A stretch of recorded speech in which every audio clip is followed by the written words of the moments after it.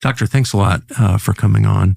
So you spent your life, 50 years working on treatments for cancer. And when you started, it seemed like we were moving in the West toward the elimination of cancer. Smoking was a huge emphasis. Get rid of tobacco and cancer rates will drop.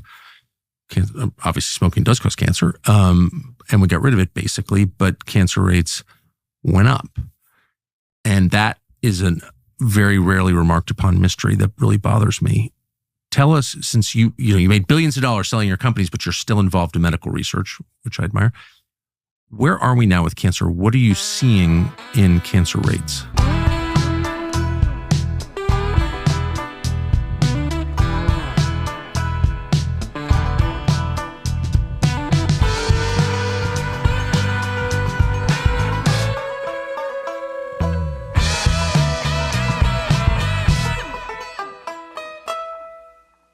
Well, what's really worrisome to me now is not just the rate, but the population in which it's increasing, i.e. the younger people.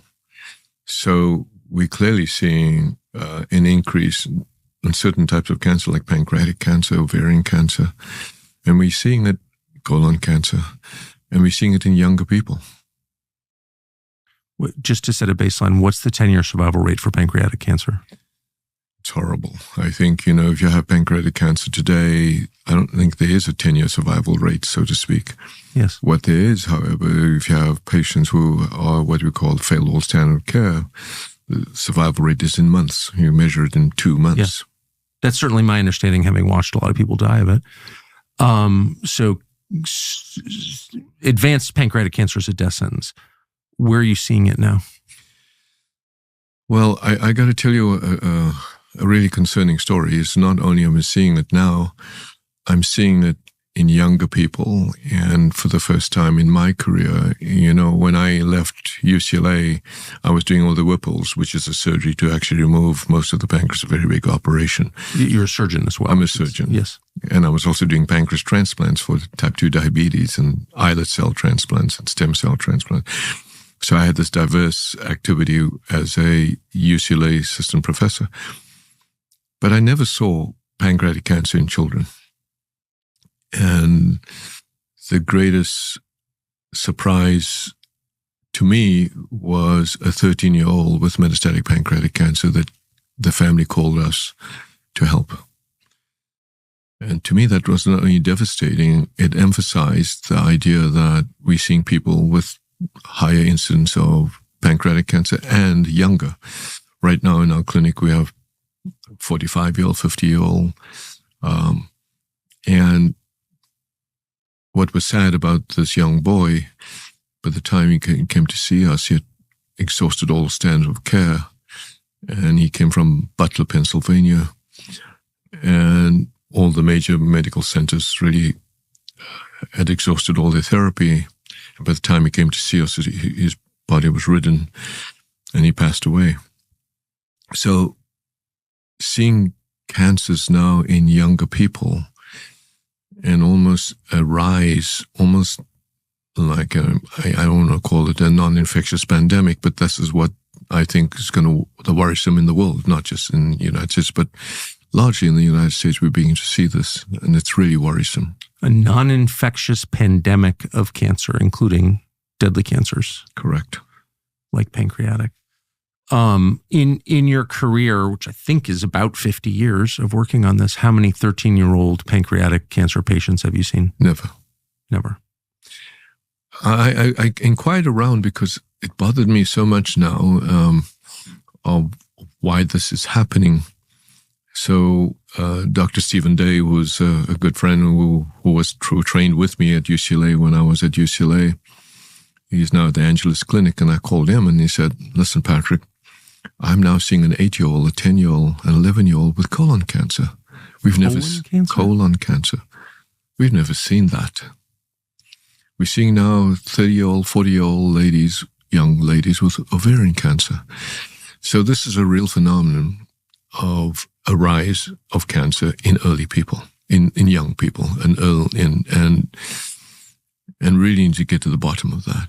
Do you notice a difference in the virility of the cancer, of the speed with which it moves? Well, I'm getting reports, they've even called it turbocharged cancer. Yes, I've heard that phrase. Right. I'm getting reports of that now, that people that have been in remission before even are now getting back the cancers and very rapidly progressing. So if you really think about what the cause of cancer is, and I did a piece with Sanjay Gupta many, many years ago on 60 Minutes. And I said, the cause of cancer is its inability. It's not the rapidity of its growth, but its inability to die. And its inability to die is because it either hides from the cells that matter, i.e. your natural killer cells, your T cells, or, and this is what I'm really worried about, your body and the cancer has found a way to suppress your killer cells. And once they do that, once they activate what are called the suppressor cells, and you call yourself immunosuppressed, and then I think you see this rapid progression because there's nothing stopping them. What could possibly be causing this? Well, I think if you look back of causes, ironically, when I was doing at UCLA, I was working on pancreas transplant where I want to immunosuppress the patients. Yes, you have to. Yeah. Right? Because you prevent it. And then I was working on cancer where I don't want to immunosuppress. So I needed to understand the body's mechanism, and we have a crazy, wonderful, exquisite balance in our body. You have the yin and the yang of the killer cells, and these things called natural killer cells and T cells. Whose job is to kill anything that threatens the body? Whose job is to kill, quite right, anything that threatens the body, whether the body has infection, if you have TB, you have HIV, if you have hepatitis, you have COVID. These cells are there to recognize these infected cells and kill it. As you and I are sitting here today, our stem cells are growing in order to replenish parts of your body, your heart. If you didn't have that, you wouldn't have a heart. At the age of 14, you need those stem cells. But mathematically, there are some cells that are transformed, and your body recognizes that through these natural killer cells and kills it. I call that nature's first responder. And that's your mechanism. That's how we are all protected, and we are in this state of equilibrium or balance. On the other hand, the moment either the tumor finds a way to hide from these cells, or your body's or the tumor causes these cells to be suppressed. And that's why I call this the suppressor cells. And there are certain cells in your body called Treg cells or myeloid-derived suppressor cells. These are all technical. That when they get upregulated, you've lost your protection. And so the question then is, how do we understand this balance? How do we increase the killers and how do we decrease the suppressors? So that's been 50 years of my challenge and how do we expose the tumor? So on the one hand, you need to expose the tumor because it hides from the killers. On the other hand, you activate the killers. On the other hand, you have to suppress the suppressors. So we're truly playing a game of chess. And I think like a astrophysicist, where you're looking for God's particle, where all these molecules are floating around, talking to each other, all the cells are floating around, talking to each other, and this dynamic interaction. And how do you understand all of that? One of the best, most fun lectures I gave, I gave a lot of lectures on this and try to be non-technical because it's basic, what I call basic immunology. And the problem with cancer is it's been treated by oncologists and not immunologists. And immunologists don't see patients because they look at basic immunology. And then when you have infection, then you have virology. So this cross disciplines of virology, immunology, oncology, all these ologies don't talk to each other. Yes. So you're saying, just big picture for non-specialists, of which I'm, of course, one, you're saying that cancer is to some extent a problem with your immune system. It is everything about your immune system. So you've got all kinds of defective cells that could become cancer or cancer in your body at all times. At all times. But your body is zapping them. Correct. Right. And that's the fundamental balance of the human body. Correct. And when that body gets out of balance, when the killer cells become suppressed or less effective, that's when you get cancer. Correct. Okay. So I'm sorry to interrupt. No, it's I love it because that's the perfect interpretation that I couldn't do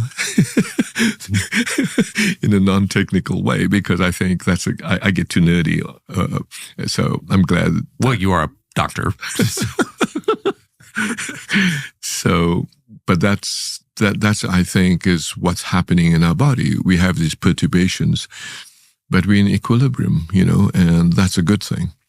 The moment you knock yourself out of equilibrium, now what could knock you out of equilibrium? And that's why when, Bobby Kennedy is talking about and standing up about the toxins in our food, the toxins in PFAS, the processed food, and viral infections. And really what knocks you out of balance basically is inflammation. If you have inflammation in your body, there's this, now I'm going to get nerdy again, these cells called neutrophils that actually see an infection and tries to kill it, which it does. But if there's persistent inflammation, these neutrophils actually flip into a suppressor cell. So what people don't realize is that we have the yin-yang in our body, that every cell has a counter cell.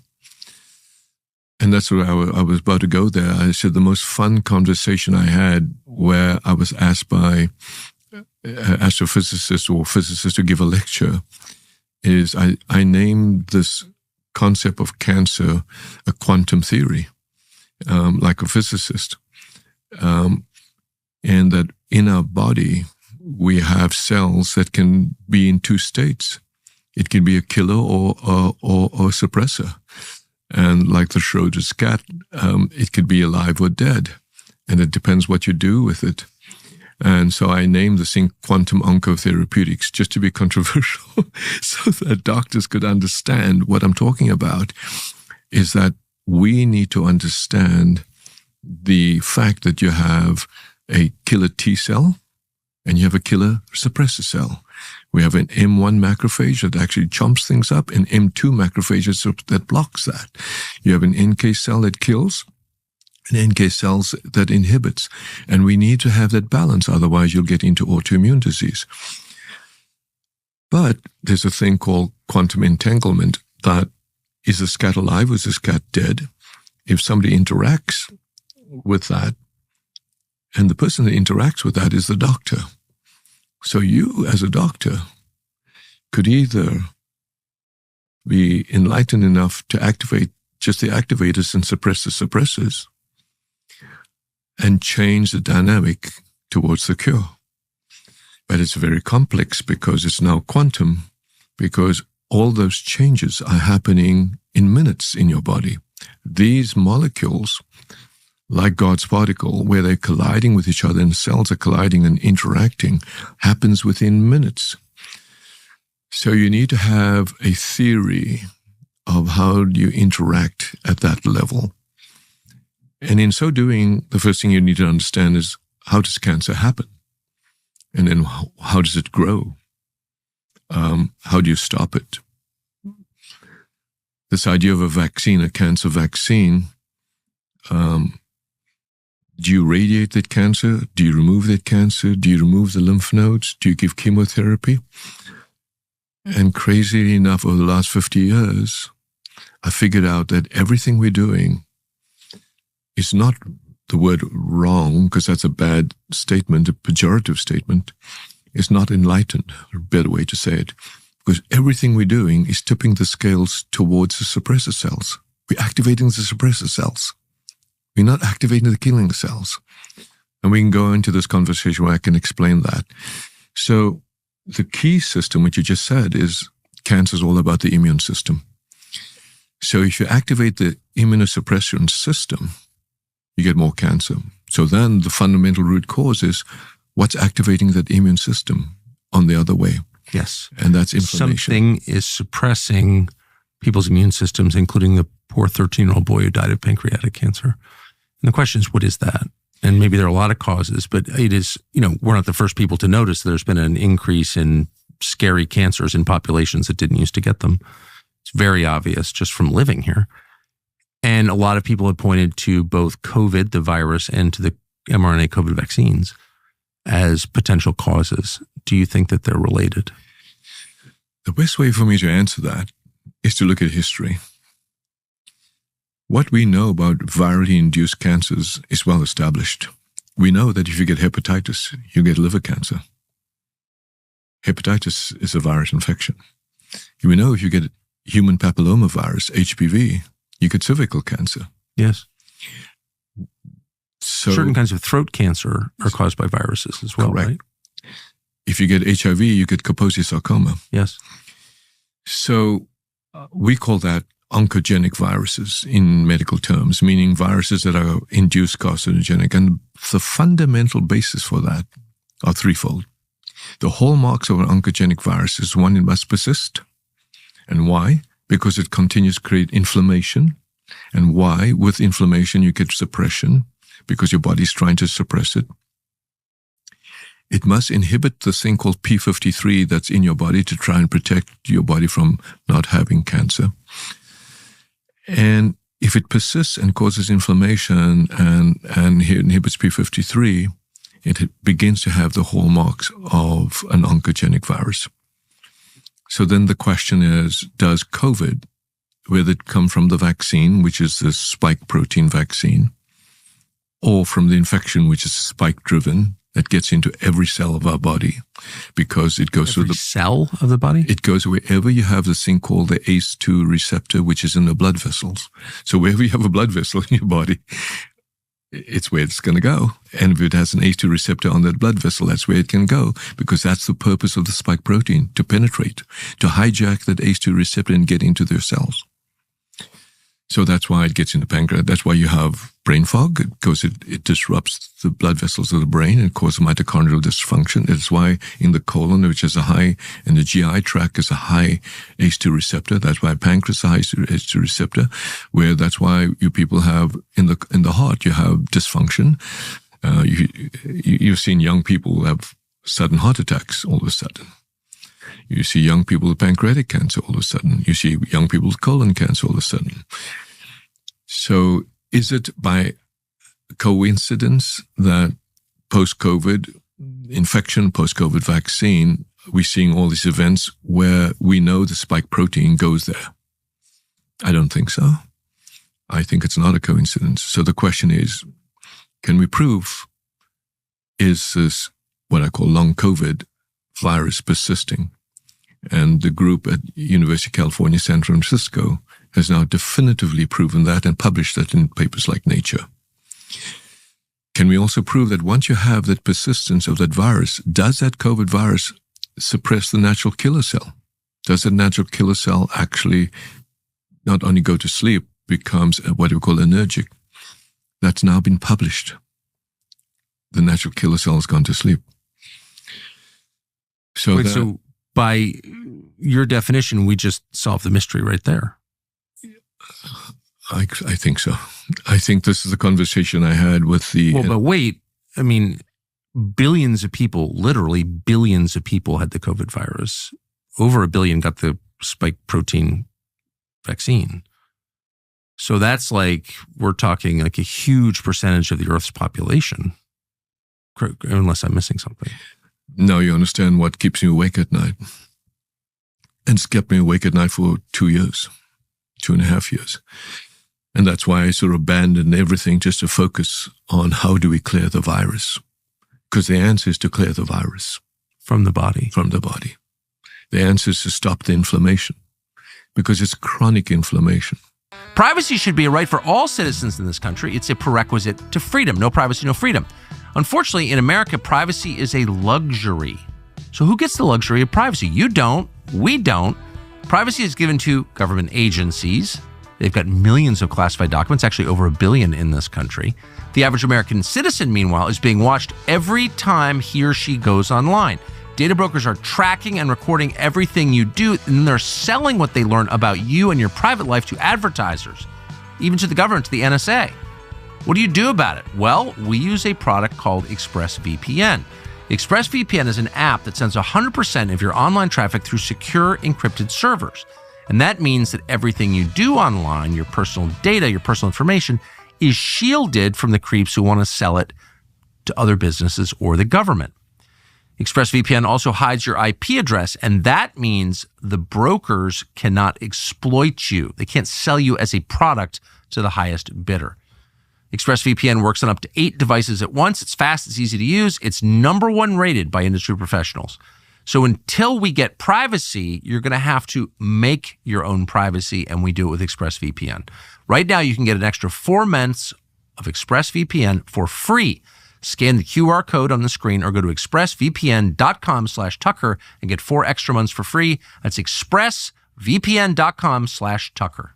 So can I ask a dumb question? How long does the virus remain in the human body? If not, So far, we found 3 years, 4 years. Is there any reason to believe it'll naturally go away? Not if your body's immunosuppressed. So it's a circle. You ask what causes cancer? Because your body's immunosuppressed. You have in your body nature's compound. And if the tumor or the infection or the inflammation suppresses it, you have to find a way to reactivate it and clear the virus. It's literally as simple as that. And that's the missing link that I think So it sounds like you're describing what could be like the worst human health crisis in history. I don't know how to say that without saying it. It scares the pants off me because I think what we may be, I don't think it's virus versus man now, right? This is existential. I think when I talk about the largest non-infectious pandemic that we're afraid of, this is it.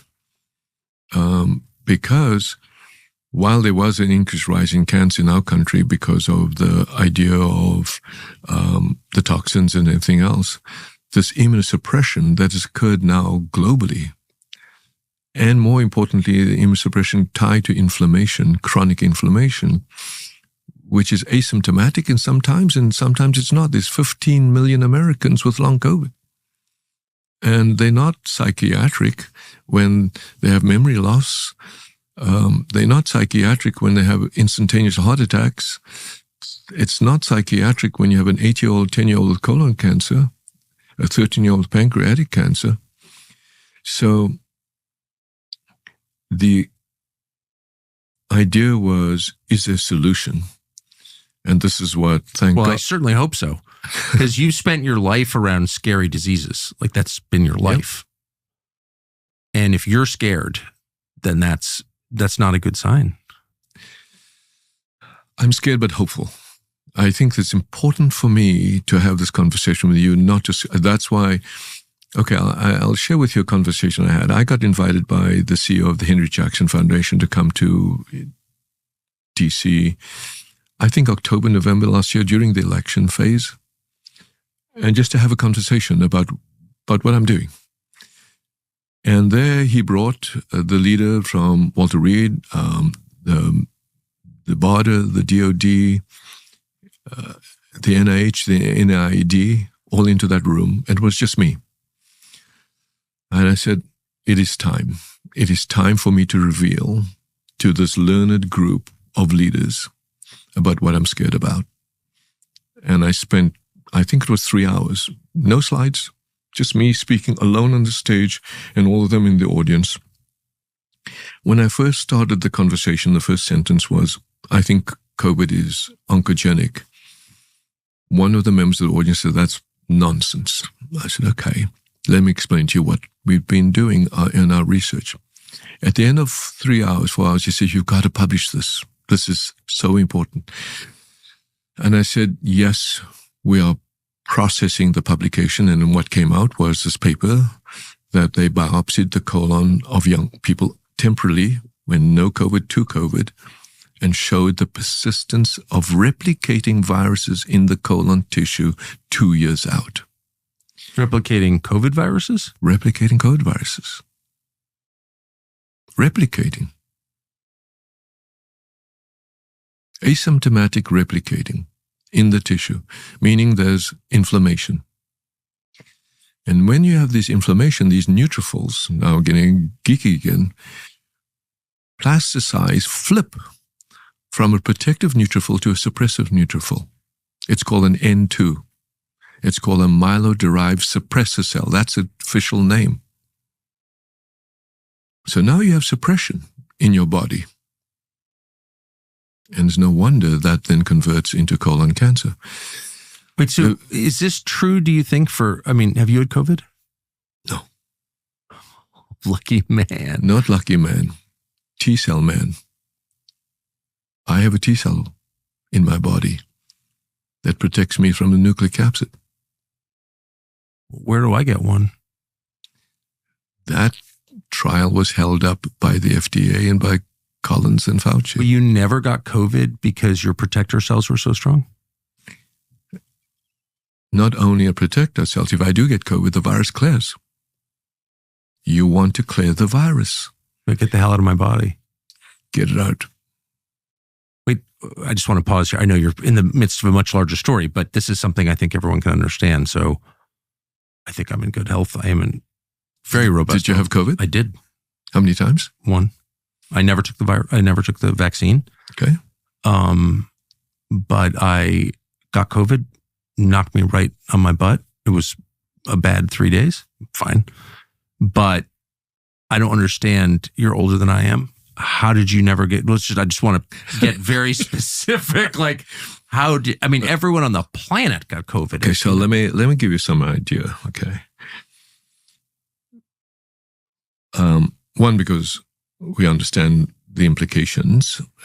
My wife, touch wood, also never got COVID because both of us. So this is the story.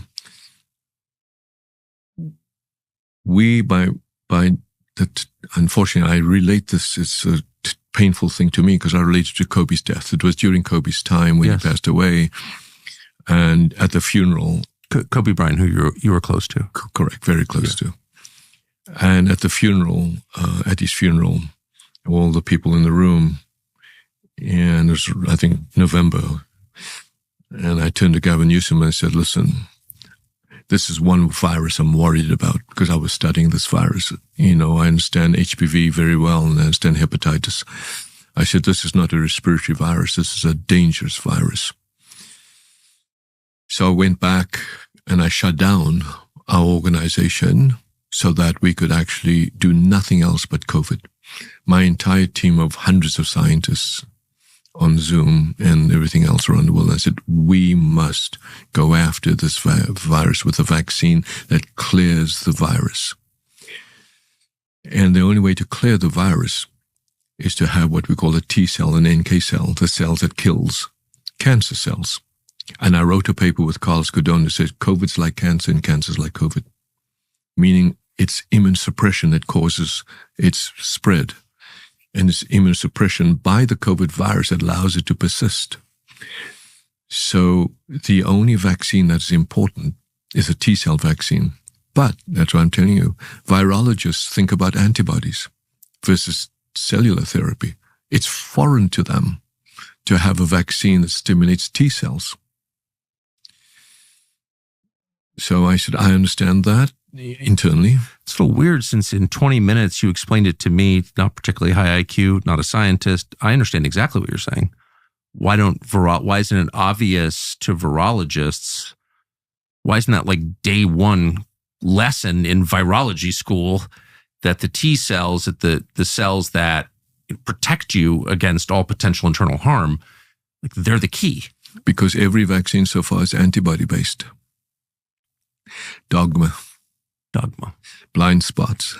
Okay. Now we're cooking with gas. Now I understand what you're talking about. Dogma. Blind spots. Nicely put. Okay. I'm sorry. I keep stepping on your story. So you figure out. You're not stepping because you're actually interpreting as pleasure to me because I don't know what I'm saying sometimes, whether it's going to be so geeky, it gets lost. It's important for the audience for you to interpret. This is what Sanjay did for me in the 60 Minutes. He was brilliant in this. He spent 2 years with me, by the way, doing a little 15-minute piece. Wow. Yeah, we'd come to LA, we'd do this, shoot. Damn, we just had breakfast. That's it. but okay, so you figure out early, everyone's panicked about COVID, okay? But your position is they're panicked for the wrong reasons. Correct. And actually, maybe they're not quite as panicked as they should be because this virus could pave the way for cancer because it will suppress the immune system of the human body. So you, in November, you said? When did you? Right, so by March 2020, we had the vaccine. March 2020, because I had built a full GMP facility for cancer using the same vaccine that NCI had already tested for HPV and for colon cancer, a thing called CA. So I'd create this vaccine in which we would educate your body prior to COVID for the treatment of cancer, to educate the T cells to recognize a cancer cell to kill it. That's called a cancer vaccine, but which, by the way, is for the only vaccine in clinical trials today to prevent cancer that the NCI is running using our technology. Is there any way you can take the word vaccine out and call it something else? I'm calling it BioShield. Good, because vaccine just scares the crap out of people. I know, at this point. because it's not a vaccine in that general sense of an antibody-based vaccine. It's your body's BioShield. So we'll announce it on the show. We're going to call this Project BioShield, which, by the way, in 2004, there was a BioShield Act for national preparedness against radiation, against a pandemic of infectious diseases. So we have the worst thing that can happen to you is to have one dose of radiation will wipe out your NK cells and your T cells. That's how you die. Yes. That's how you get cancer. It zaps your immune system. It zaps your immune system. So we wanted to create a BioShield. And the BioShield is to educate your body to have these T cells called memory T cells that go and hide in the bone marrow and come out when they need it and kill that cell so it can never do damage. That's the concept. And it's not a foreign concept. We published it with the National Cancer Institute. So by March 2020, I took all our resources. Thank God we had the resources. So that's the sort of gift. Was this your money? All my money. Okay, so I should just say, I alluded to it earlier, but you had a couple of companies making cancer drugs. You owned all of them. I mean, you owned, I think, 100% of the companies. You sold them for $10 billion or something. So, but rather than buy a vineyard, you continued in your work. Is that a fair? Very fair. You know, as I said to you over breakfast, I had no idea about stocks. So when the two companies were bought, and they were bought for the right reasons, the one company was American Pharmaceutical Partners, and we were making literally close to 1 million vials a day in the United States, manufacturing of 150 different SKUs for every part of the hospital, and was safe for heparin. So Fresenius said, we want to buy you. And we said, great. And then I developed this molecule that was feeding the tumor that could actually activate the immune system to activate the macrophages, called Abraxane. And Celgene said, we want to buy you. I said, great. And the purpose for my selling them was not for the money. Clearly it was for the money, but the purpose of the use of the money to pursue this dream of this astrophysics, to find God's particle in your human body, to activate your immune system. That was the purpose of this money. And that's all I've done with the money. I spent about $3 billion of this money. I've not gotten one penny from the government. Not even one dime. You're the only one. Yeah. And maybe that's the freedom and the liberation allow me to say what I can say now. Yes, that's right. So, again, I keep pulling this away because there's a lot here that's interesting, but how did you not get COVID? Okay.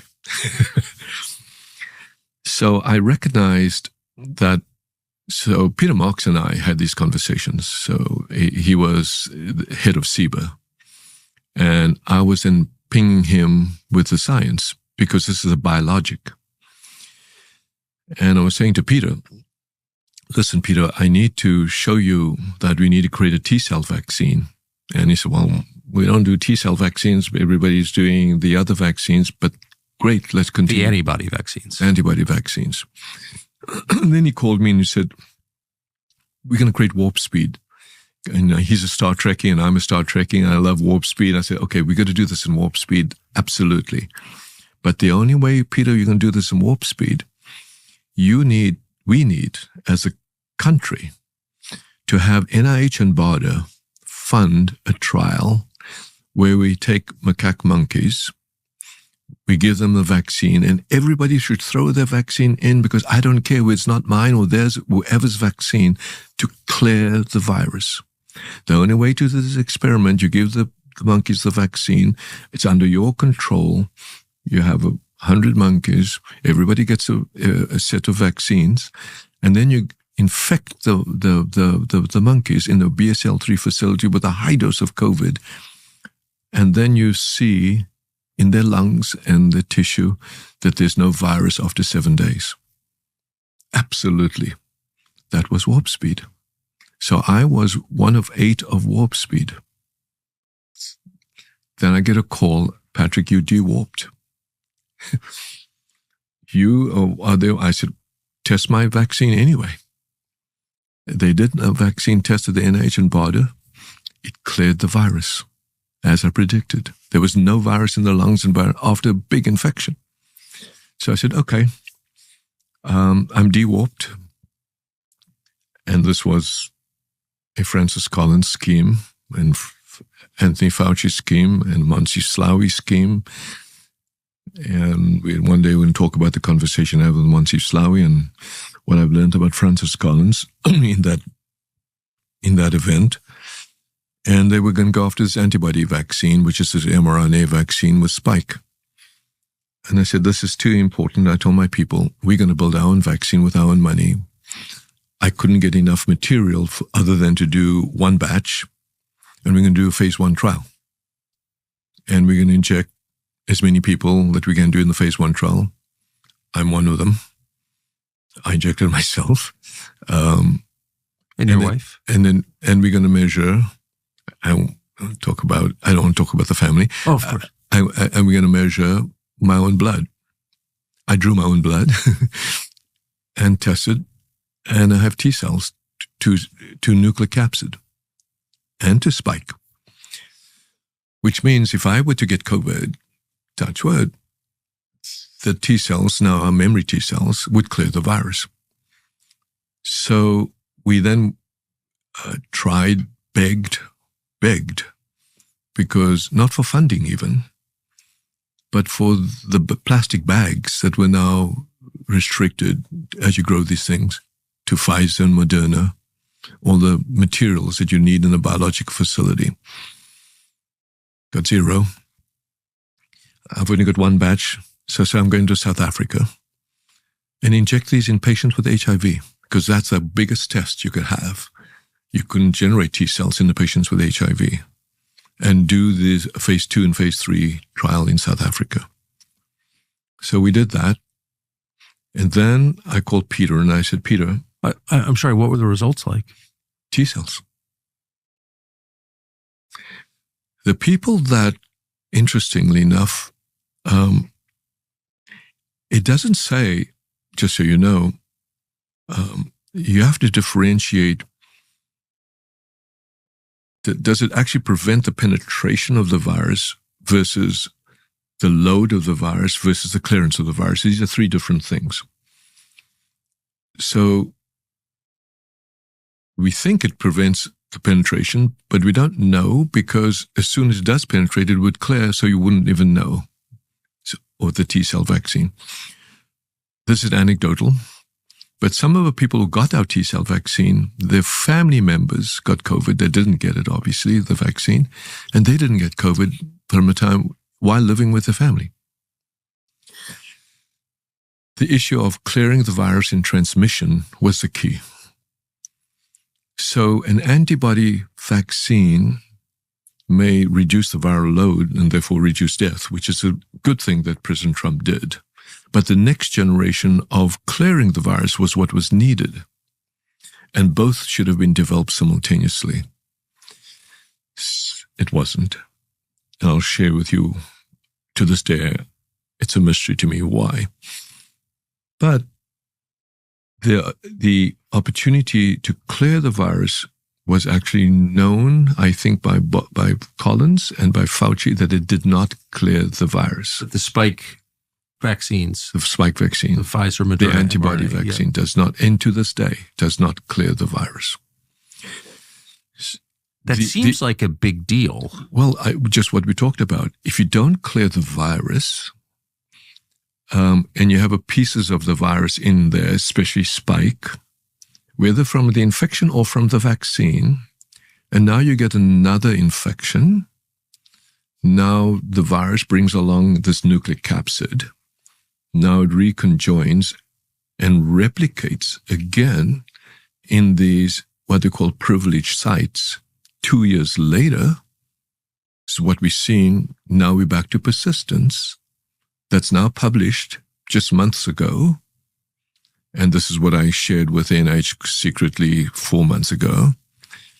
And persistence, asymptomatic persistence, but with inflammation and reduction of P53 and immunosuppression are all the hallmarks and recipes for cancer.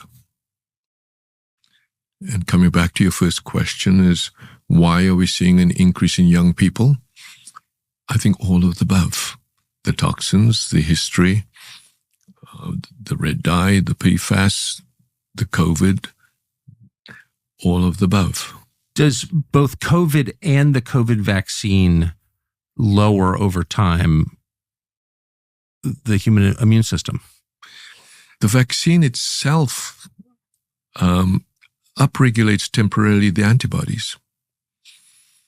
But if the vaccine, the spike protein breaks off and the RNA or DNA goes into the cells, and whether from an infection or the vaccine, that's where the controversy is, right? It could be both. And the vaccine doesn't clear the virus. That's the key. It doesn't clear the virus. And that's why we were told, of course, you take the virus and then you can't get COVID or transmit it, but neither one turned out to be true. Demonstrably untrue. I mean, well, it's not only demonstrably untrue, it was knowingly untrue. That's what's bad about it. It would seem like that's criminal, actually. I mean, if I tell you that, you know, this car gets 40 miles to the gallon and instead it blows up, that's a crime. You can't sell anything under false pretenses. That's a crime. I don't see how this is not a crime, but. Well, as you said over breakfast, it's not a conspiracy if it's true. I believe you're writing a book with that title. You probably have no idea where your meat comes from. You probably should know. The likelihood is that the meat you're eating passed through a massive industrial processing plant, probably owned by a foreign corporation. Foreign meat. Did you sign up for that? We don't think you did. So you probably have no idea of knowing where the animal grew up, what that animal ate, or what chemicals Big Food pumped into that animal to increase profits. That's all kept secret, meaning you can never really know what you're putting in your mouth and in your body. That's disgusting if you think about it, and it's easy to fix. Merriweather Farms, a farm owned by friends of ours, is a great option. We use their meat, we eat their meat for every meal. Unlike corporate farmers, Merriweather Farms controls the entire thing, from the pasture the cattle graze on to the facility where the beef is packaged.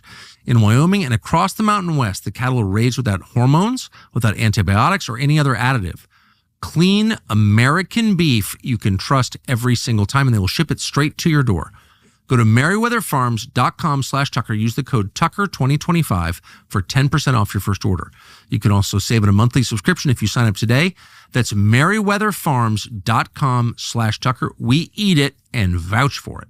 So, and you know that they knew, you've established for a fact that the developers of this and our public health authorities knew that the COVID vax would neither prevent infection nor transmission. Yes. And worse, I think, it's not well known that during the first President Trump election, he offered me a position. And I turned it down because I said to him, I really could help him from outside in better than, and I had too much to do. I literally was working on this, thank God, working on this potential cure for cancer as well as clearing the virus with COVID. This what I call the missing link, which we can talk about, this activator of your natural killer cells, this BioShield. And we have this BioShield now. So it was the right decision for me not to go into the government during that time and to stay out. This was 16, 17. Correct. But worse, I've since discovered, not by my inquiry, but it's been revealed to me, emails about Francis Collins and some politicians work hard to prevent me from even becoming head of NIH. And I think that was the motivation all the way downstream that we asked, okay, so what happened to this vaccine? So I called the FDA and said, okay, I can't do a randomized placebo-controlled trial now because you got Pfizer's Moderna vaccines all over the place. So let me be the booster. And Peter Marks, to his credit, was the one who said, absolutely. Peter Marks, to his credit, was the one who says, I'm worried about this COVID vaccine and this long COVID. I want to study the effects of this vaccine. Peter Marks would then say to me, Patrick, fine, go ahead. I injected the first 3 patients as a booster. I get the call from the FDA to say, you have to stop. I said, why? To this day, they never explained to me it wasn't Peter. It was people around Peter said, you must stop. So we stopped. And there was nothing more we could do anyway because we didn't have any of the resources, the money, the supplies to complete a phase 3. So the government has a monopoly on some of the materials that you need to do this kind of testing in a biolab. Is that correct? Correct. But now we're into Biden era. So now we're in the Biden era that said, I must stop. This is 2020 now. No, it was during the Biden era. And I think there was this, sadly, I'm not a conspiracy theorist, but now I've come to realize it truly was a deep state inside there that had a motivation beyond, it's sad to say, it's the most devastating to say, beyond public health. And I just tweeted recently of how so few people could hurt so many. And that's why when I tweeted about finally we have the right person in HHS with Bobby Kennedy who will take this on, and that we have doctors that will be like Marty McCary, who I don't know, but I do know he's a surgeon who can understand and touch and feel what it means to be there on behalf of the patient. And my support for that, I think we have a chance now to completely turn this around in this next few years. I think this last election was in part about that. I think the national realization that COVID there was something very dark there. It wasn't just a virus that happened upon us naturally, that there was a lot of evil bound up in it. But just to back up a second, you said you have learned from watching COVID that a few people can hurt so many. Who are those people? I think the main culprit really sitting there was Collins. Francis Collins. And he controlled, I had shared with President Trump that Francis Collins should not be the NIH director. He offered me a job. Peter Thiel nominated me. And I've since found emails of Francis Collins sending an email to a politician that alarm bells, Peter Thiel has nominated Patrick Soon-Shiong. We have to find a way to stop it. Why? To this day, power, greed, political need. He did the same thing with Craig Venter. I remember during Clinton's time with the Human Genome Project, where Craig Venter invented the sequencing machine for tens of millions of dollars, and he was spending billions of dollars doing nothing but wanted the credit. I think what happens to you when you get into Washington, the ego, greed, and power changes your mindset. So I can't give motivation to that. All I can tell you is when I saw that email, I was devastated that somebody would actually go to that extent and then send that same email to the CEO of Bio, which is all big pharma. And that CEO of Bio said, let's go to Google search to find some dirt on him. Dirt on you? On me. To stop me from being nominated to be head of NIH or whatever. Let's Google him to stop him? Let's Google to find some dirt, some bad stuff, negative research, whatever they want to find. They probably couldn't find any dirt on me, but that was the interchange between them on email. But the funny thing is, you made a product, and by the way, just a clarification of terms. My understanding was a vaccine was administered to a healthy person to prevent him from getting the disease. You're describing a product, the one that you made, that you can inject into an infected person and it cures the infection. That sounds more like a conventional medicine than a vaccine. It's a therapeutic. A therapeutic. Correct. So, I use the word vaccine because that's what they understood. It's dogma and terminology. Right. But you're giving this to people who have COVID, who have HIV. Well, I want to give it to people who don't have COVID so they can actually, if they do get COVID, but then I am now giving to patients with HIV. I'm giving to people with HPV. I'm giving it to people who are getting cancer and have cancer. And more importantly, there's 1 in 280 Americans. 1 in 280 Americans have this thing called Lynch syndrome. What Lynch syndrome is a genetic predisposition of an 80% increase of colon cancer, ovarian cancer, breast cancer. It's a genetic predisposition where your cells don't repair themselves. Yes. I lost a friend to this, yes. We are in clinical trials for the BioShield for patients with Lynch syndrome. We now have 100 patients enrolled already, giving them this BioShield that'll prevent cancer. So it's one of the first trials of prevention of cancer, rigor and treatment of cancer. Then this drug, this BioShield, I keep on not want to call it a vaccine, has just gotten approved in 2024 for bladder cancer.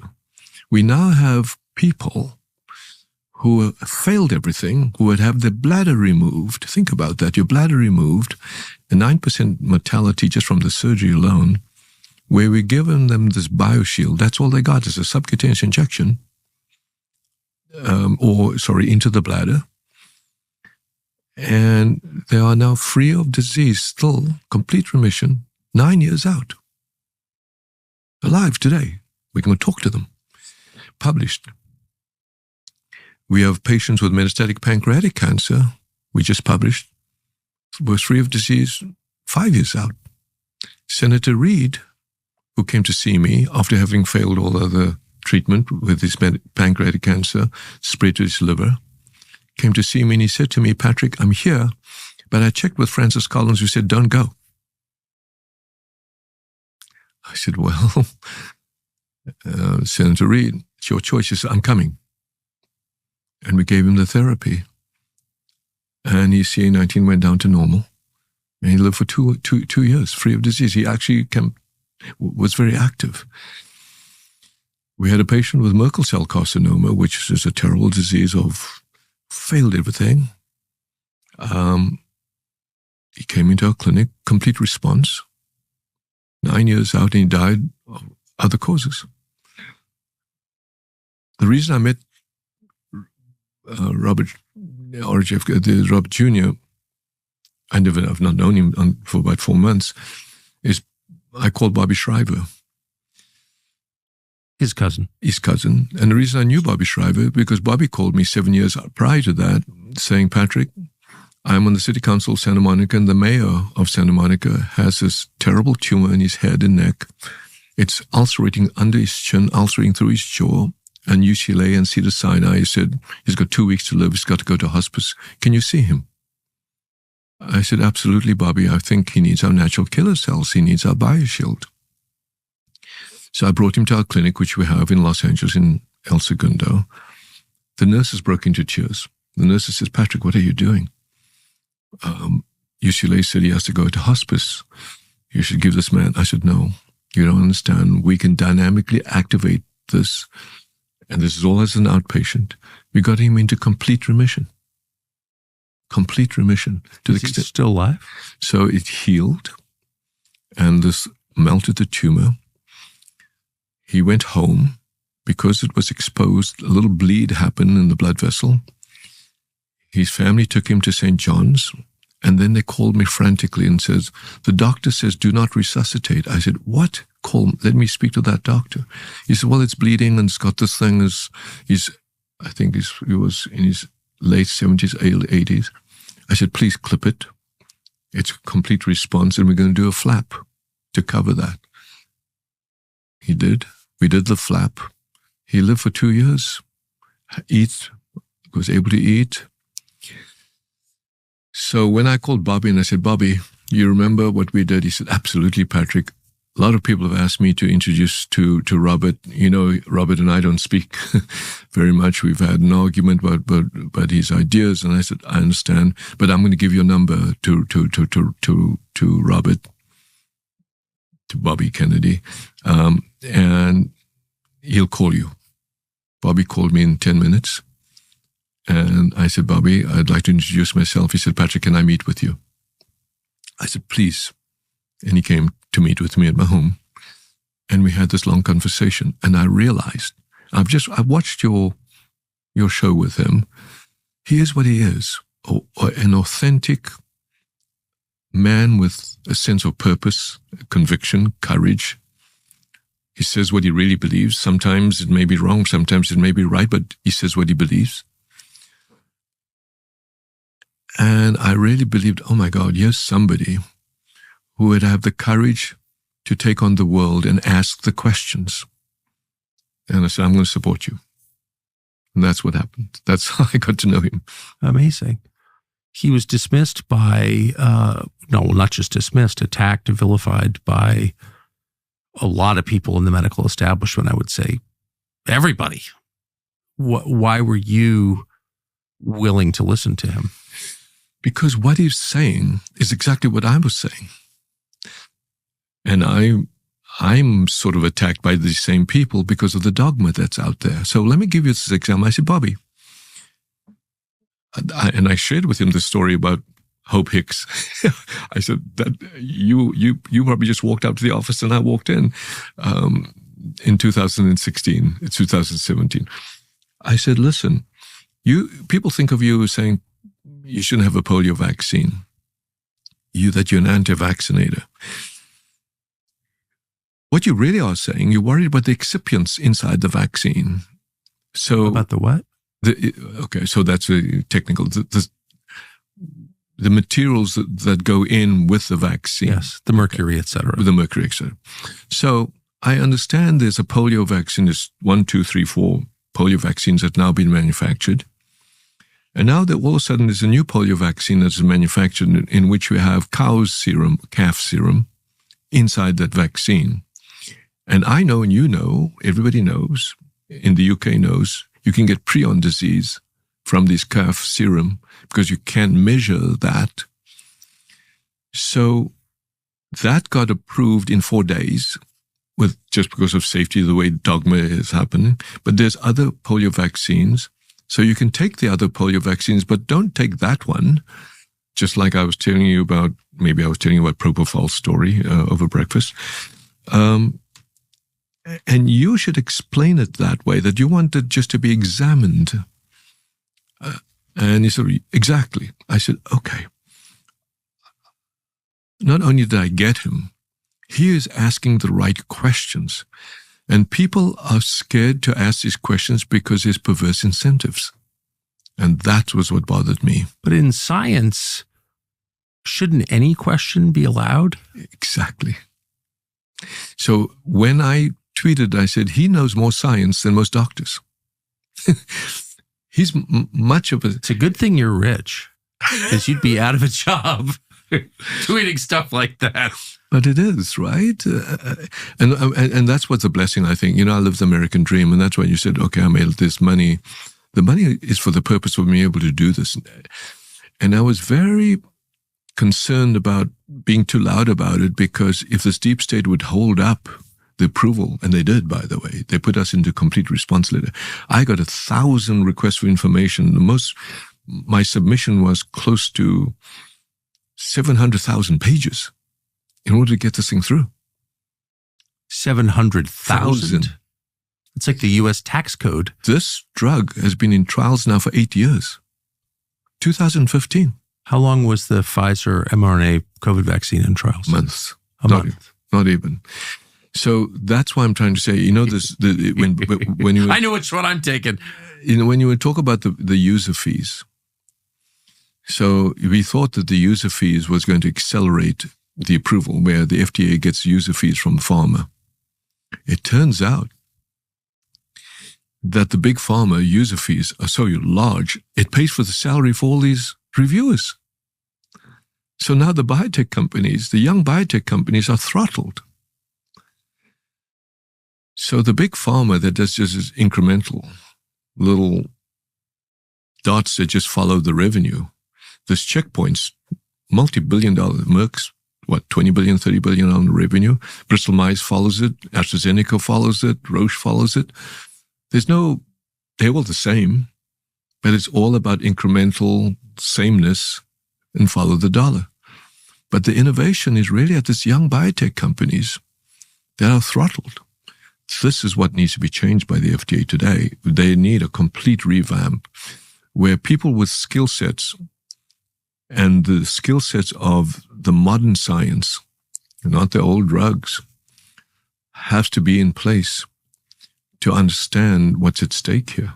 Time for another true life Alp story. I got a call from a friend of mine yesterday, honestly, true story, who said his girlfriend had just broken up with him over Alp. He wouldn't stop. And I thought to myself, that's kind of sad. And he said, no, it's not sad.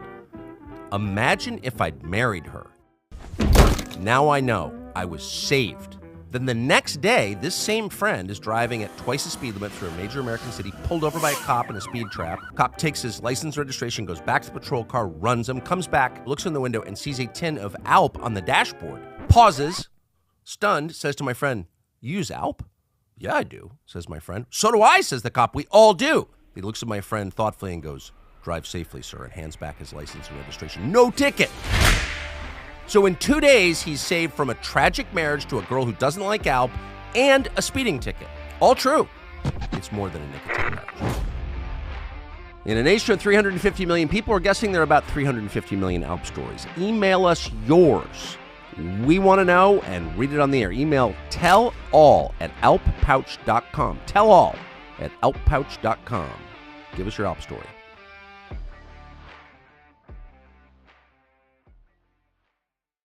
Well, you have to take the conflicts out too. I mean, if a reviewer is paid by the company whose drugs he's reviewing, that's like such an obvious conflict. In no other world would that be acceptable.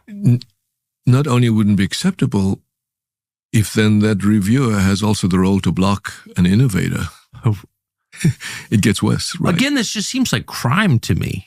Yeah. I mean, I don't know if this were going on in another country outside the United States. And I'm an American, so I give the United States every benefit of every doubt. It takes me forever to realize something's corrupt because it's America. It's not corrupt. But if this were happening, I don't just name the country, China, South Africa, I'd be like, well, that's the most corrupt thing I've ever heard. Well, that's exactly the fear I have now. The Chinese don't have this restriction, and their innovation is now outstripping us. Think about that. I've always said America's lead in healthcare and biomedical innovation is the best in the world. And if we could use biomedical innovation as foreign policy for Africa and to Asia and to India, to bring that to the rest of the world, that's how we lead. I now read the papers, and the Chinese science is now outstripping us. Look what happened to AstraZeneca just last week. They just spent $2 billion investing in China now. That's a tragedy for us. Not for manufacturing? For innovation. Oh, so that's not good. Not good. Because the idea was we offshore all the manufacturing, but the ideas generate here. So AstraZeneca is an English company. So what I'm saying is the fundamental problem, I think, lies at the FDA and even the NIH. So the change that Bobby's bringing in with Jay now being head of NIH and Marty being head of FDA and Bobby himself having the courage to stand up to talk both against the food industrial complex and the pharma complex, take on the Mercks of the world and the Pfizers of the world. I think we have maybe an opportunity, what I call a period of enlightenment. And I'm all about enlightenment. And if you look at the Sanjay piece, we are there now. So I want to actually send out... Can I stop and ask you a question, though? So your position is that cancer, but not just cancer, all kinds of illnesses are caused by weakened immune system and inflammation. It's all about the immune system. Your body functions, you live or you die by the immune system. The senescent cells aging is the immune system. The cells in your body that allow you to go to 100 years old, 120 years old, is based on the activity and the function of the immune system, because the immune system is what's regulating your healthy cells. Can we just go through, I know this is not like patentable, this is not your business, but what are some of the obvious things a person can do to strengthen his immune system? So you ask, what activates the natural killer cell? So yes. It's like, when you look at the leaf and you talk about apoptosis and the leaf actually sits and goes brown and it changes, but then it goes back up. So all of human nature, all of nature is filled with this biology of this balance. So you're a product of nature. I mean, literally you're a product of when you were a tadpole and a fish as we came out. So this cell is evolved since the Cambrian age. Think about that. This cell, this natural killer cell in your body. I published my first article in Natural Killer Cell in 1990. This cell was only discovered in the 1970s. Think about that. And we've ignored that cell. This is what I call the missing link. I'm going to announce that at the American Urology Conference in Las Vegas in the end of this month. We have discovered, I've not discovered the missing link, we've discovered the awareness of this missing link and how to activate this missing link. So the idea is to activate the natural killer cell. It has 30,000 receptors on this cell. What this natural killer cell does, it replenishes itself with sleep. So sleep is important. It replenishes itself with light, with sunlight. And I believe there's a certain wavelength, the red wavelength in the sunlight, that it actually requires for it to be stimulated. So this is why people get sicker in the winter. Exactly. That's why Seattle has the highest suicide rate.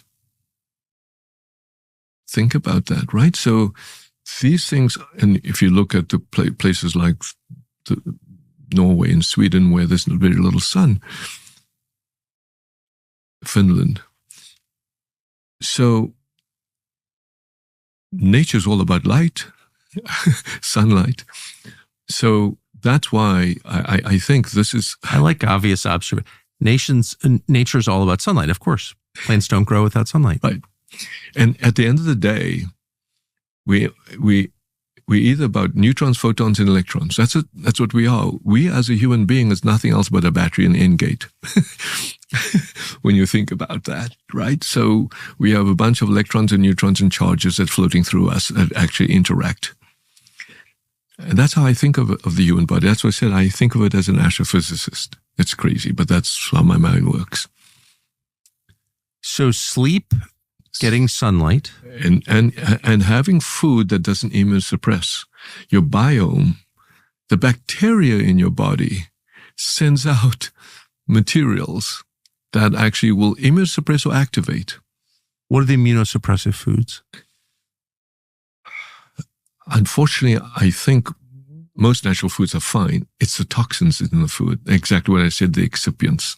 So when we talk about red dye, the processed foods, all this unnatural processed stuff ultimately cause inflammation. Now, when it gets back to this plasticity of inflammation, inflammation causes immunosuppression because it causes all these cells to flip Yes. from the killer state to the suppressor state. That's why we said we have this dichotomy of, is the cat alive? Is the cat dead? You see it too in the elderly. It's why an infection or a diabetic foot infection can Correct. lead to a systemic infection and kill the person. Correct. Right. That's why, when this guy discovered that H. pylori causes gastric ulcer, they said, you're nuts. It's acid. I remember that Right. so well. So well. So now when you think about that, so that's what I'm saying, this dogma. But that's a consensus now, right? Acid does not cause ulcers. Well, it's the cause and effect. So H. pylori causes the inflammation, and then the acid that's naturally in your stomach Of course. activates it. But it's not the core cause. Correct, It's a symptom. correct. But it's all about dogma. That's why I call this a vaccine, but it's a bioshield. So So you have to fight dogma. Part of the problem is you're fighting. So I will ask you, I wanted to ask us to do an experiment I'm all for it. where we pick up the phone, call any random oncologist, not to shame them, primary care physician, pick up the phone and said, you do a CBC, correct? Yes. Can you define what a CBC is? A complete blood count. You take a blood and you look for Yeah, the blood screen that everyone Blood gets. screen. Yeah. for whether you're anemic or not anemic. Yeah, yeah. People understand that, right? Red Yeah. blood cells. And you see these red blood cells. And you give chemotherapy and radiation. And you ask, what do you look for? Well, we look to see if you're anemic. So we can give you this drug that Amgen makes called Epogen. We look to see whether your platelets have gone down. So we can give you a platelet transfusion. We look to see whether your neutrophils have gone down so that you don't get an infection called neutropenic fever. So we give you this drug, Neupogen.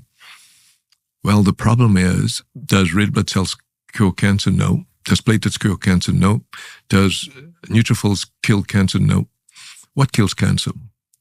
The natural killer cells and T cells. So in that CBC, there's a thing called the lymphocytes, correct? Do you look at that? No.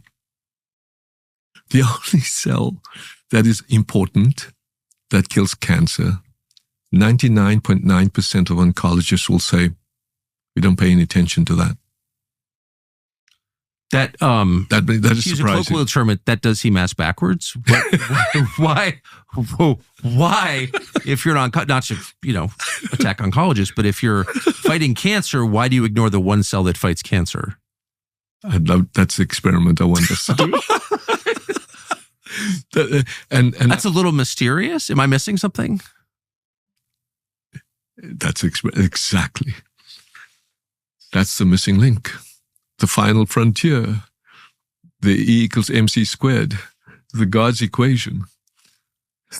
That is the key element in your body that we've been missing for 50 years. For 50 years. But it's even worse than that. Those missing links we've actually destroyed with chemotherapy. We've destroyed with radiotherapy, and we've destroyed with checkpoint inhibitors. We've destroyed with steroids. Guess what we give to patients? Chemotherapy, radiotherapy, steroids, and checkpoints. Am I missing something? I don't know anything about this. I was a Russian studies major, but I have just because I'm 55, I know a lot of cancer patients. I have always been skeptical that the protocol is effective based on. So what I have noticed is those therapies seem to beat back the cancer short term. But then so often you watch it come roaring back.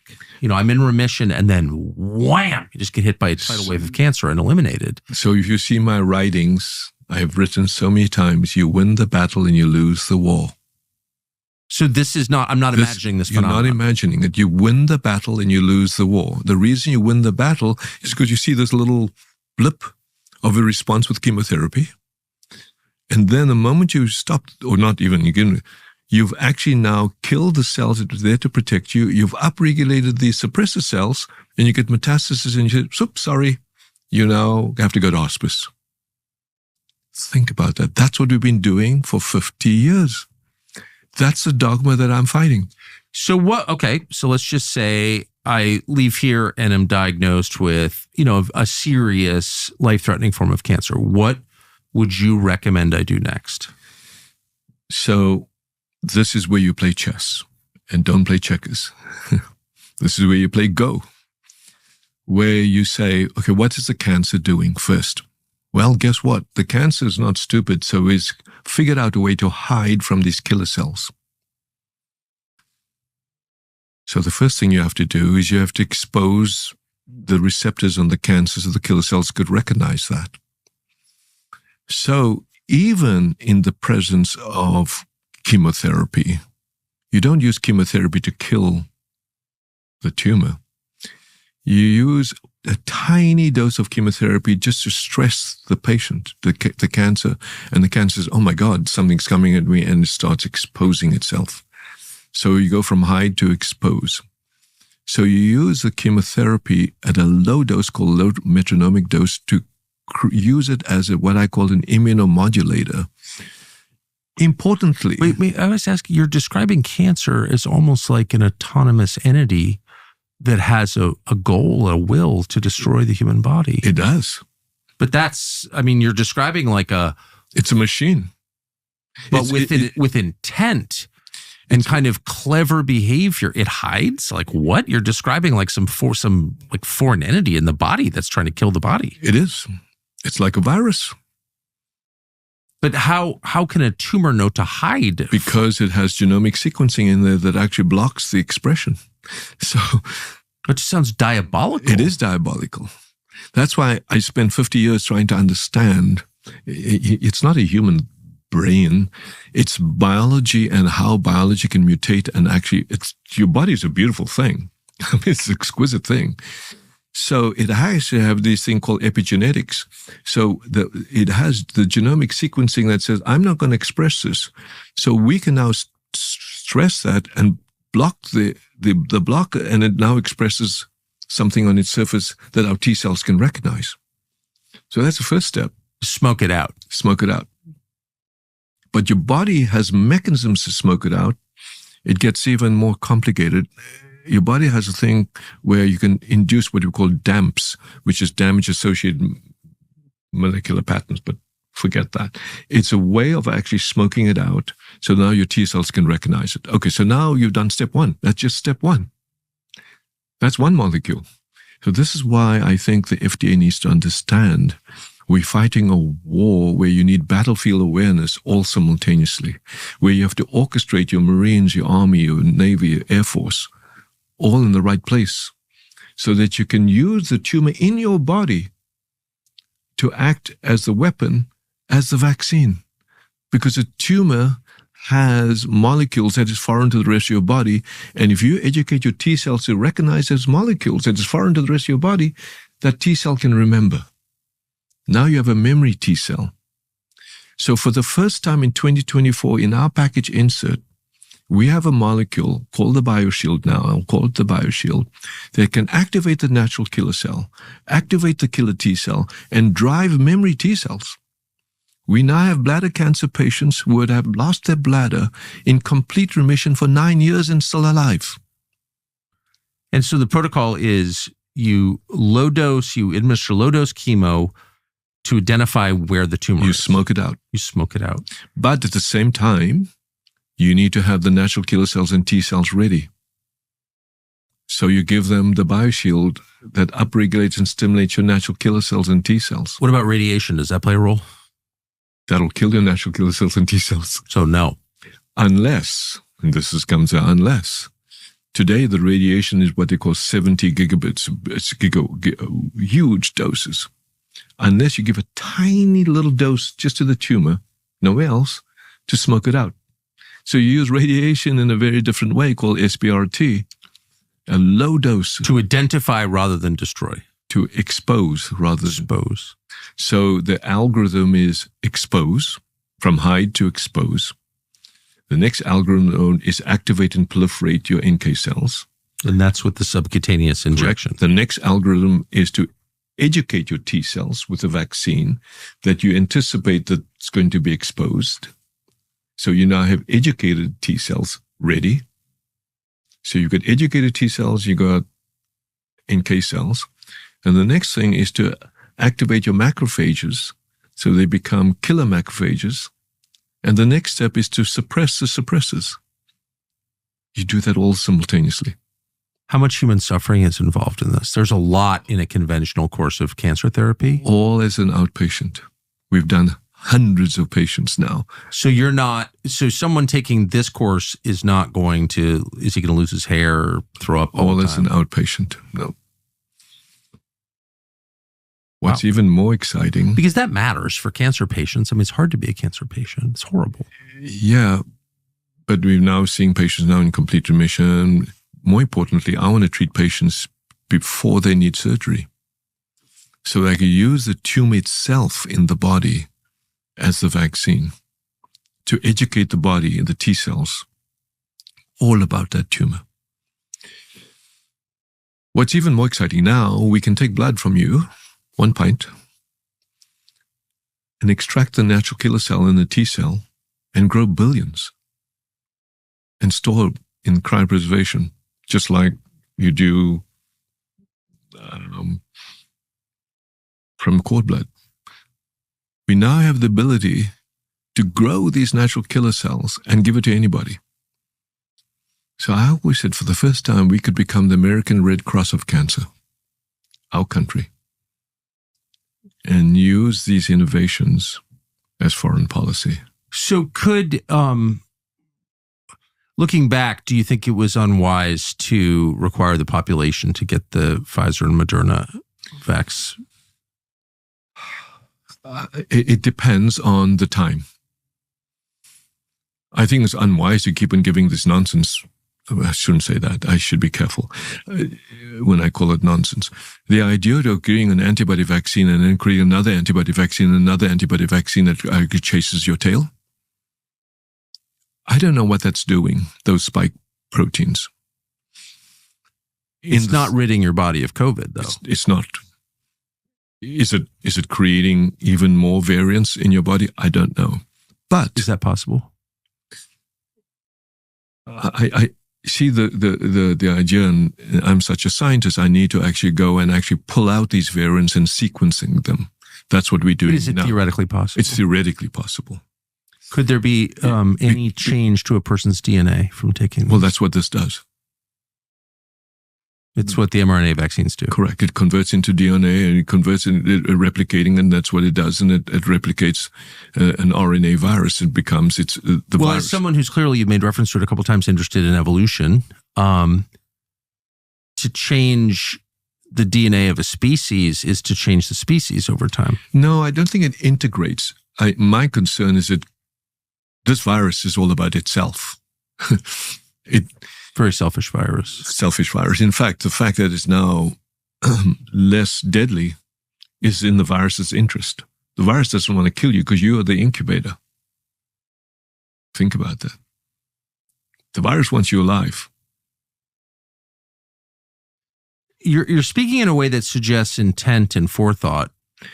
It's biology. It's evolution. Everything is evolution.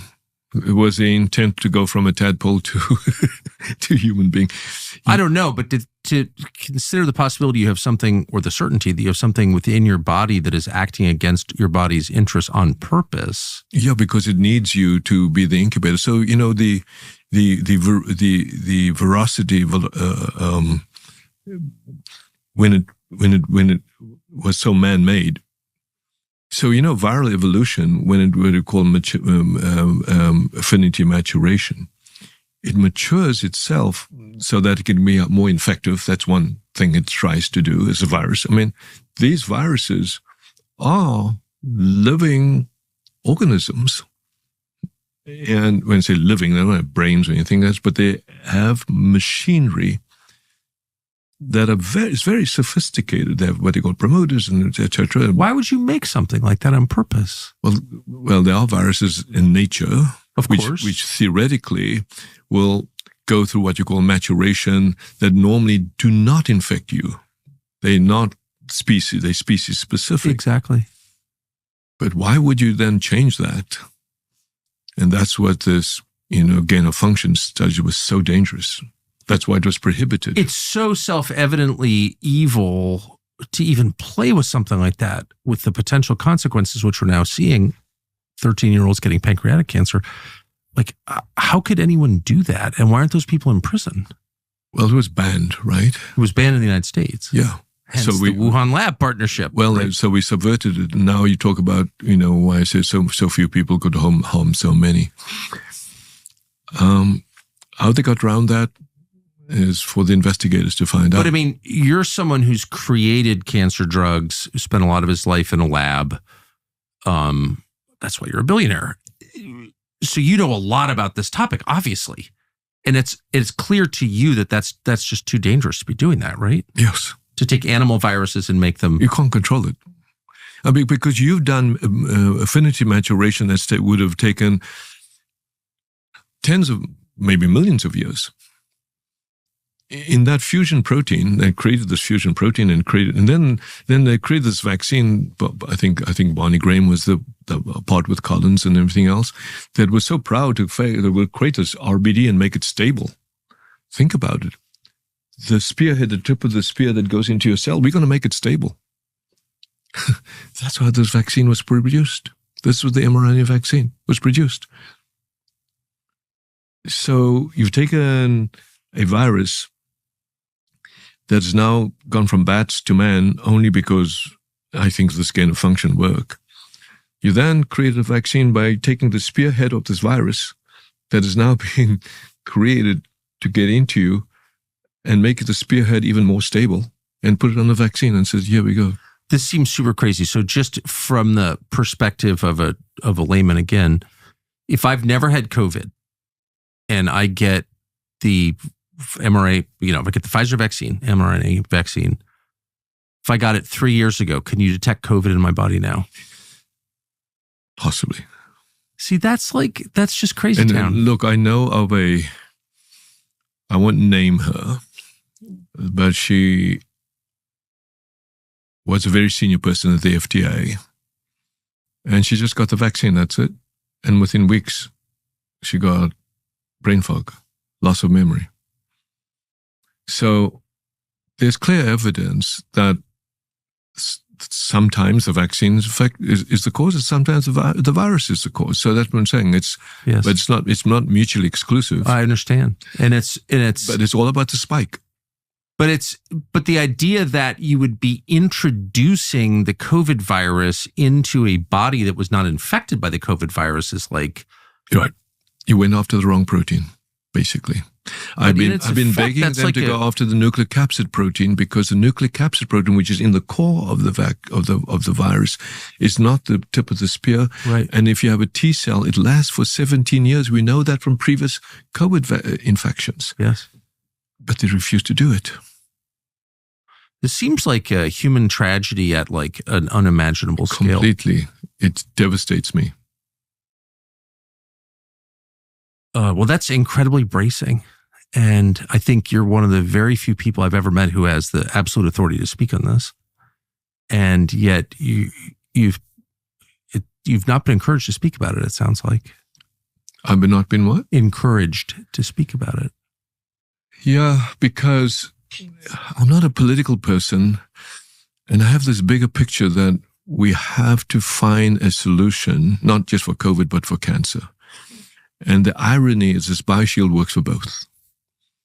And the only chance... they're connected, it sounds like. They're completely connected. And the only chance we have now, because I had no idea that the political deep state was so powerful and so vicious and so egotistical that they would stop good science. So now I'm out there speaking because the drug got approved.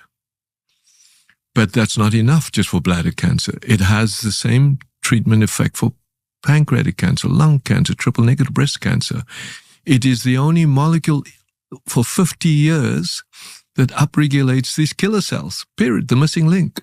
Well, you never got COVID. So you really never got COVID? Never got COVID. How many people do you know who didn't get COVID?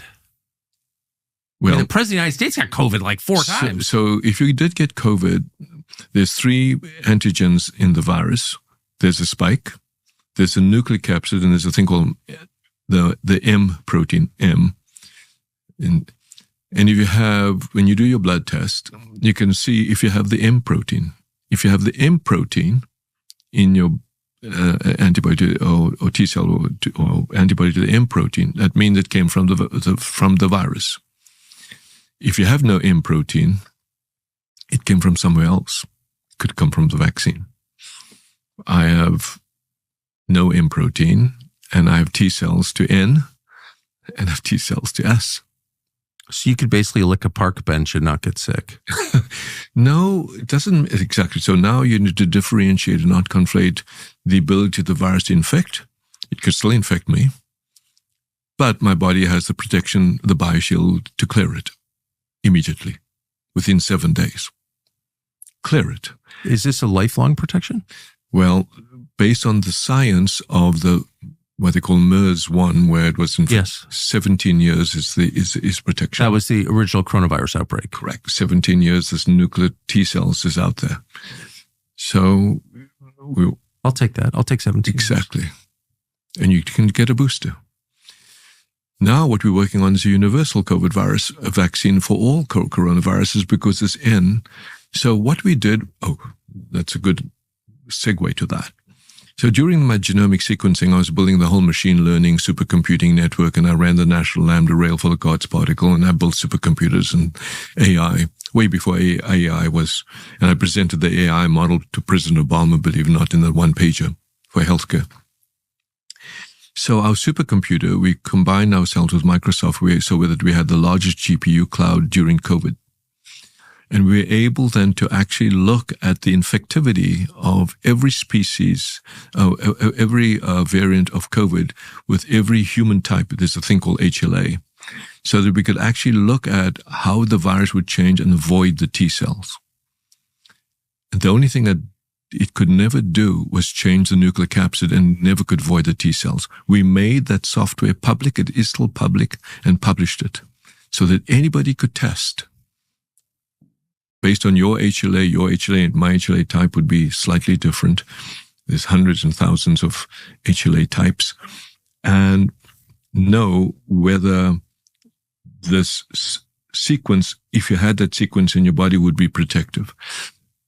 Through that, we are developing what we call a universal COVID vaccine, BioShield T-cell vaccine, and we have it. But how do you do it? So one of my thoughts was just to give it away to somebody. I actually offered to give it away to Regeneron and to Amgen way back, but they were too busy. Everybody was too busy during the COVID time. So one of the ideas now was for me to actually go to the Serum Institute in India and say, "Yeah, please go build this and make this available to the world." So, there's just so much we could do as an organization. We're a tiny little biotech company relative to the Merck and the Pfizers. But that's what my goal is. My personal goal is, when you say I'm still doing it, I don't have a vineyard, the resources that was given to me as like God's gift, I believe, that allowed me to do this. So, we have hundreds of employees, I have 40 acres of land in Los Angeles. The other tragedy was I took over this facility in Dunkirk, that New York State had put $200 million in, completely empty, brand new, amazing facility for national preparedness. And I called Chuck Schumer to help me make that available for the country. Nothing. It's still sitting there, available for the country as a national preparedness manufacturing site in Dunkirk, New York, for which we put $50 million in, but there's no employees in there right now. Nothing. That's crazy. It is really ridiculous, right? Without leadership, without skill sets in leadership, and without informed leadership, how we as a country could go down the wrong path. And I'm so hopeful that these next 4 years could change that. So this has been an amazing story. You're obviously very famous in the medical research world, and controversial, but I'm sold on what you said. So everything that you've done is, you'll have a great obit because of it. Then you decide to buy the LA Times in 2018-ish. Yeah. And, owning the main newspaper in the country's second biggest town makes you obviously a media mogul, but it makes you a political figure as well. And LA is so complicated. Like, why would you do so? Why would you? You don't need that. Why would you do that? Well, I think it really helps to know how I grew up, right? So I grew up in South Africa as apartheid. Because South Africa I did not see a TV until the age of 21, believe it or not. No TV? No TV. South Africa didn't have TV. So not that I didn't watch period. TV. Period. Also, it was just books and newspapers. That was the only way I got educated, books and newspapers. To the extent that I would go every day as a newspaper boy to the printing press in Port Elizabeth, sit at the printing press, get the first one off the press, read it, and then run with about 200-300 papers through the city. That would be what I did and grew up. So I fell in love with the printing press, the clicky-clack and the oil and the smell. And when the opportunity came, remember, as I said, I had this amazing gift of the resources of selling these two companies that I never anticipated in life. With Michael Farrow saying he took over this company called, and they named it Tronc, and he was going to shut down the Washington bureau and move all the...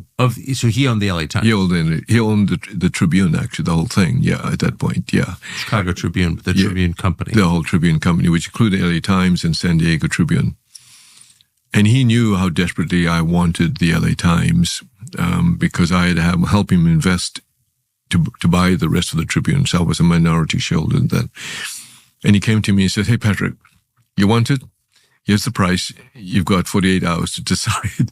And it's $500 million, no due diligence." No due diligence? That was it.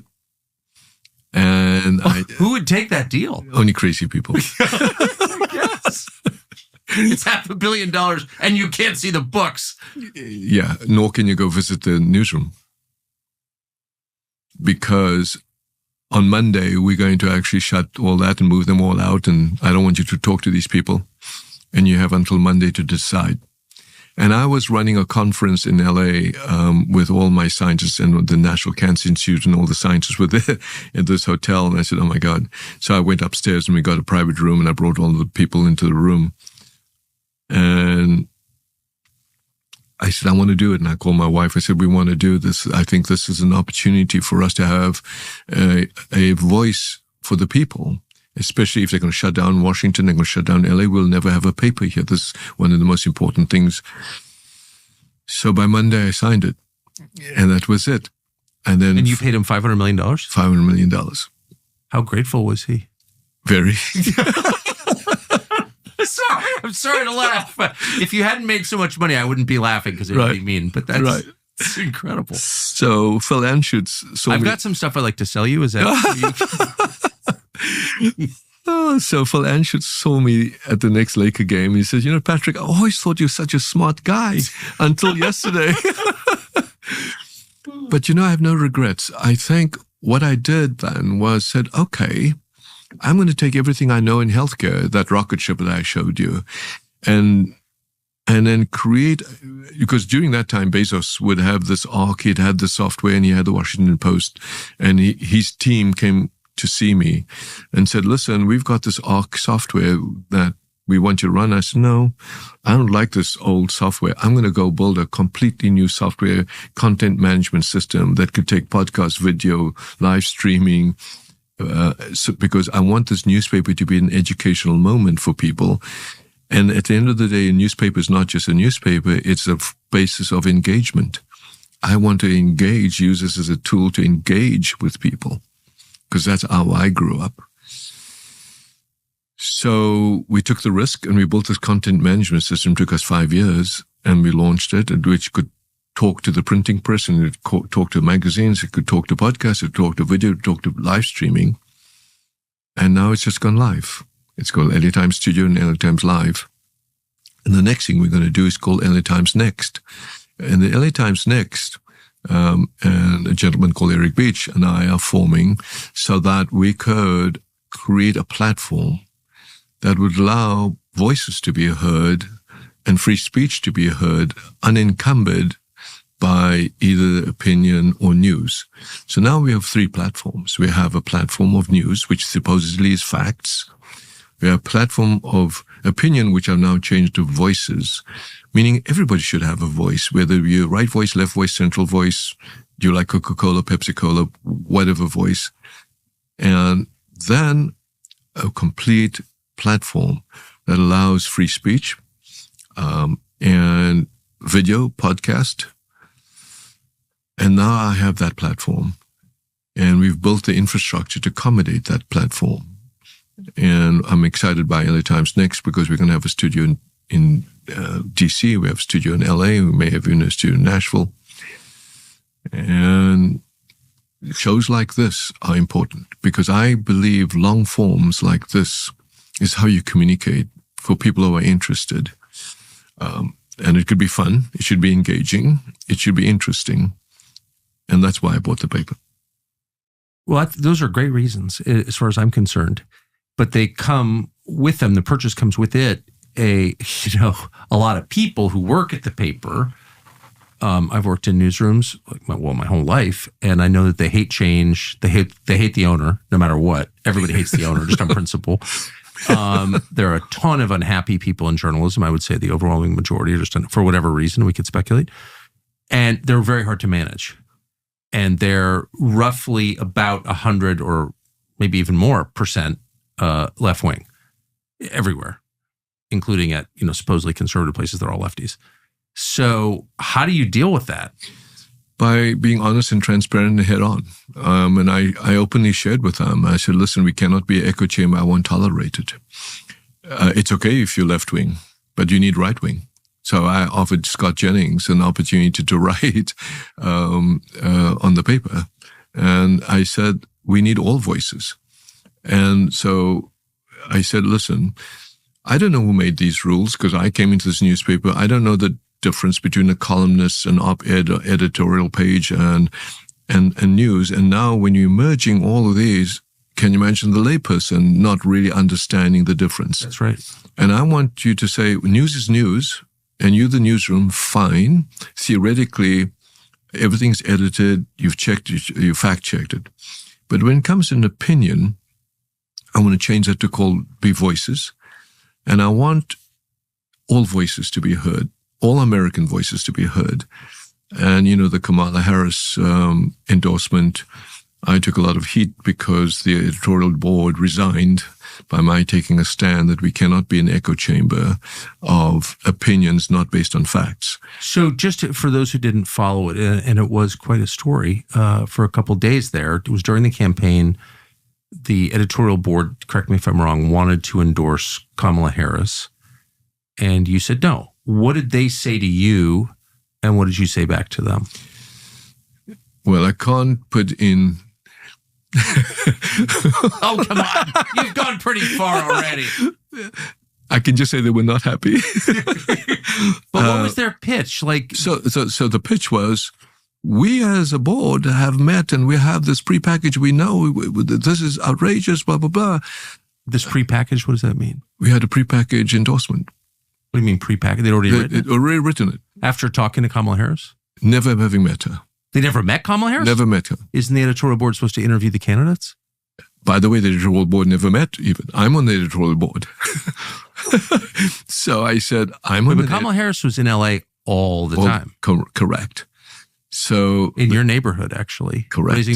Raising money, keeping the traffic in trouble, raising money. And I'd never met her, and nor did the board ever met her. And I said, this is unacceptable. And they as you could see, because it's a left-leaning, they wrote terrible stories about President Trump, which is... Had they met him? Not met him either. So my statement to them was, listen, you may have an opinion, but all of us should have opinion based on facts. I mean, one of the statements that came, and I won't name him, came from a person that said, within this concept, that Vice President Kamala Harris was the most consequential vice president in the history of the United States. So I said... No, I shouldn't lie. I don't mean to be dismissive. On what basis did the person say that? having never met her, so now exactly, you just hit it on the head. And I said, on what basis do we say that? What are the facts? Can we actually show the record of that? So I said, it boiled down to, look, we're not going to do that. We're just not going to do it. What did the person say when you asked? Why are you saying she's the most consequential vice president of the United States? Like, what are the facts that underlie that judgment? I obviously had disagreed with that person, and they had no basis for that other than, as you said, a personal echo chamber. And look, I think, I don't know what they're trying to protect. They're trying to protect, I'm trying to find the kernel of basis, the audience, because the audience is left, so they need to be left. I don't think that's right. I think, meaning our audience, we lost a lot of viewers, right? I mean, yeah. Thousands of people unsubscribed. But I don't think it's right that we should be this canceling society. I think we should be a society that can have a civil discourse like we're having now and disagree. It's okay. And understand each other's point of view. That's what I think is the value of the paper when you talk about voices. So that's what I'm instigating now. And so I've taken the opportunity. Can I just go back to the Kamala thing really quick? So were they were shocked that you canceled that? They were worse than shocked. They resigned. They resigned. So I had right now, 90% of my editorial report is resigned. So where did they go? Because there are no editorial writing jobs left in the world. I have no idea. Oh. So, look, I think it's important. Look, the fact that I had the courage to resign, some of them. No, Kevin Murad, I fired. I fired Kevin before they resigned. Why did you fire him? One, because of leadership. Two, because of... I got to be careful. I don't want to disparage him. I fired him because I didn't believe he was the right person or of taking the paper where it needs to be. He was formerly at the Washington Post. Washington Post, yes, yeah. I remember that well. And then after that episode, the editorial board, the rest of them resigned, and now we're rebuilding. Look, we have to, and what's exciting to me is I'm rebuilding with young people. And what's exciting to me is this opportunity with LA Times Next and LA Times Studio, and then the newsroom. Terry Tang is doing a fantastic job. She's working hard to take on the people and the productivity. The productivity? Well, increasing productivity. Oh, you're employing journalists? Okay, so that's the world I understand. Right. Yes, there are some productivity issues there. Yeah. When you write one slug a month, I think that's not going to be good. Been there. Yeah. So it's been an experience, but look, we're there in for the long haul, I think.